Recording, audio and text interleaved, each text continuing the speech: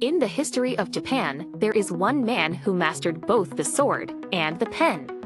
He was a warrior king who created his own army, and a poet-emperor who compiled one of his nation's greatest literary works. He was a man who believed he was a living god, destined to rule, and he was the first emperor in Japanese history to be exiled.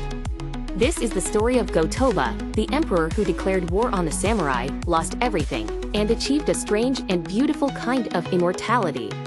Go-Toba was born in 1180, into a world on fire. The elegant world of the Heian period was collapsing, and the age of the samurai was being born in blood. In 1183, as a rival army closed in, the ruling Taira clan fled the capital. They took with them the child emperor, Ontoku, and more importantly, the three sacred treasures, the symbols of the emperor's divine authority. The capital was left without a monarch. In this crisis, the powerful retired emperor, Go-Shirakawa, made a desperate choice. He plucked his 4-year-old grandson from the palace and placed him on the throne. This was the new emperor, Go-Toba. It was a coronation unlike any other. For the first time, an emperor was enthroned without the sacred symbols of his legitimacy. From his very first day, Go-Toba was a king without a complete crown. He grew up as a sovereign in name only. Real power was held first by his grandfather, and then by a new force in the east, the Kamakura Shogunate. This was Japan's first military government, founded by the victorious warlord Minamoto no Yoritomo. The emperor's power was fading. In 1198, Go-Toba abdicated the throne to rule from behind the scenes as a retired emperor, but this was a power move. Freed from ritual, he could now dedicate his life to a single goal, to restore the glory of the imperial court, and crush the samurai government that had stolen its power. Before he could challenge the samurai on the battlefield, Go-Toba first had to prove he was their superior in every other way. He embarked on a campaign of self-perfection, determined to become a universal man, a master of both martial and cultural arts. He understood the new currency of power, military might. He gathered loyal warriors and created his own private army, the Warriors of the West Face. He wasn't just their patron, he was their commander, training with them, learning their ways, and earning their loyalty. But his true passion was for art, especially waka poetry. He gathered the most brilliant poets in the land to compile a new imperial anthology, the Shinkoken Wakash. He was not a distant overseer, he was its editor-in-chief, obsessively involved, arguing over single words, and even including his own poems.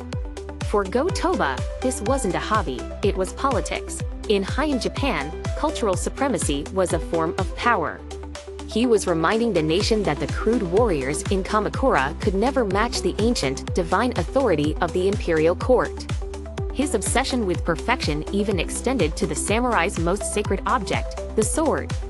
He became a renowned sword connoisseur and patron, inviting the country's best smiths to his court. Legend even says he forged blades himself.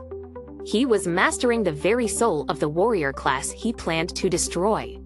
For years, Go-Toba built his power waiting. In 1219, his moment arrived, the third shogun was assassinated, and the Minamoto bloodline died out.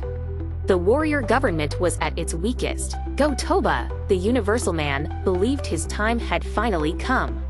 He was convinced his authority was absolute. In the spring of 1221, he would put that belief to the ultimate test, issuing a declaration of war against the shogunate itself. It was an unprecedented act of defiance. The emperor had declared war on his own military government. Go-Toba was confident of victory. He believed the samurai of Japan would choose their emperor over their feudal lords. He had miscalculated, catastrophically. In Kamakura, the news was met with terror. To raise a sword against the emperor was an unthinkable crime. The government was on the verge of collapse. But at this critical moment, one figure stepped forward, H.J. Masako, the widow of the first shogun. She delivered one of the most famous speeches in Japanese history. She reminded the warriors of the peace and prosperity the shogunate had brought them. She appealed to their personal loyalty to her late husband. His favors, she declared, are higher than the mountains and deeper than the sea. She asked them to choose the distant court or the government that had protected their families. Her words turned the tide. The samurai of the East chose loyalty to their immediate lords over loyalty to the distant emperor. A massive army, far larger than anything Go-Toba had anticipated, marched on the capital with terrifying speed. Go-Toba's rebellion collapsed in just over a month. His army was shattered. The gamble had failed. The punishment was as unprecedented as the rebellion itself. For the first time in history, a retired emperor of Japan was sentenced to exile. Go-Toba was banished to the remote and windswept Oki Islands, a prisoner of the very warriors he had held in contempt. For 19 years, he lived in exile, a lonely figure cut off from everything he had ever known. His only companions were his memories and his art. In 1239, Go-Toba died in exile, a total failure in the eyes of the world. But was that the end of his story?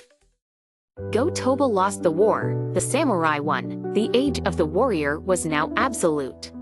But history is judged by more than just battles. In the realm of culture, Go-Toba's legacy was a stunning victory. The poetry anthology he championed, the Shin-Koken Wakash, is considered one of the 3 greatest in Japanese history.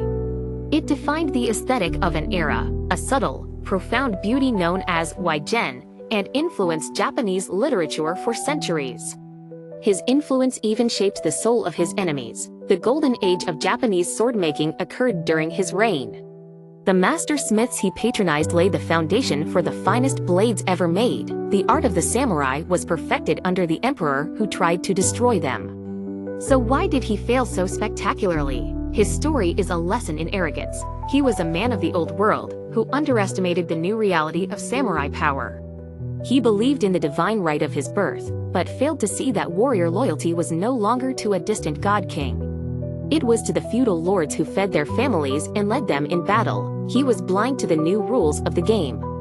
Go-Toba's life is a story of profound paradox. He was a political failure who became a cultural giant. He was a king who tried to be a warrior, but whose greatest legacy was his poetry. He reached for absolute power and found himself with nothing but a brush and paper. But in that exile, in that defeat, he created a beauty that has lasted for 800 years. He reminds us that a person's true legacy is not always found in their victories, but sometimes in the beauty they create from their magnificent failures.